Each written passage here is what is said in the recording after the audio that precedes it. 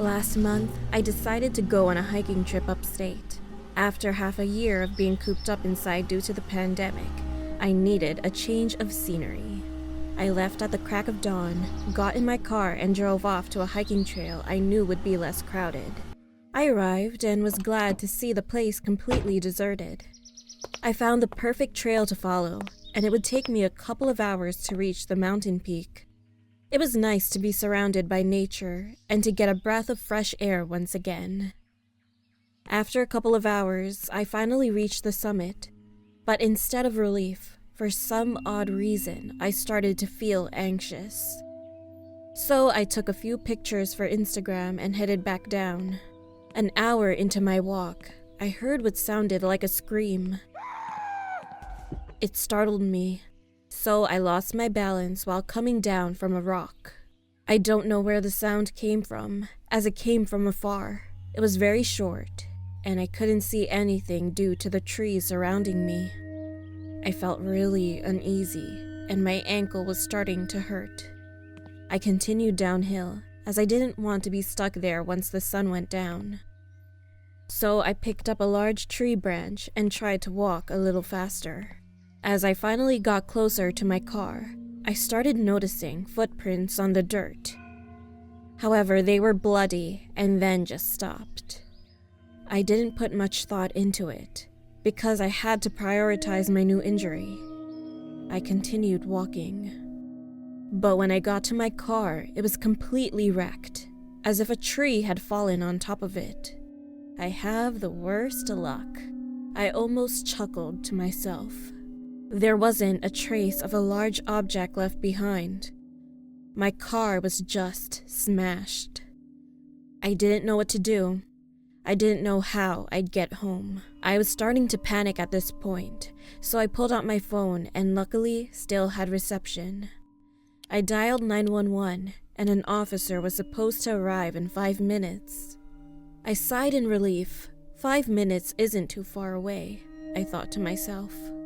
I started to head towards the entrance of the park, just so they could see me more easily. A couple of minutes later, I heard the police siren coming from the distance. I thought I would cry tears of joy and continued limping towards it. But then, I saw something approaching and poking out of the trees. I couldn't quite make out its features, or at least what I did see didn't make any sense to me. Was this some kind of new rescue vehicle? I took a few steps closer and then saw it. I quickly turned around and headed back towards a tree I could hide behind. What the heck was this monstrosity? It suddenly increased its speed, with its heavy and loud footsteps. It was now a few feet away from me, and it grabbed and picked me up with ease. On a normal day, I would have been able to outrun it. As I got closer to its face, there was blood all over it. It smelled horrible, like rotten flesh and iron. I looked at what I thought was its head and screamed. It tightened its grip, and I thought that was the end of it all. Then I heard another siren coming from the distance. I said a prayer and closed my eyes. Then it dropped me. Crying in pain on the grass, I opened my eyes to see it run off. I was holding my leg in pain and there was no one there to help me. I never thought I'd die this way. It was hard to see what was happening around me because I was covered in blood and tears and I couldn't move a muscle. I was picked up again, and then I passed out. A day later, I woke up in a hospital bed.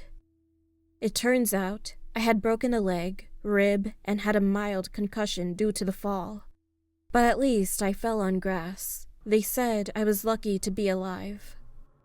I explained everything to the doctors, and they looked at me in pity.